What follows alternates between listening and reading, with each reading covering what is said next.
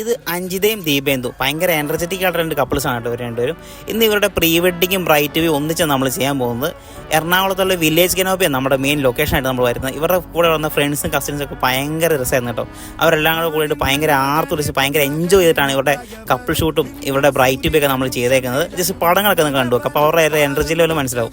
ഭയങ്കര രസമായിട്ട് ഇട്ടിട്ടുണ്ട്. നമുക്ക് എന്തെങ്കിലും പടങ്ങൾ കണ്ടു നോക്കാം.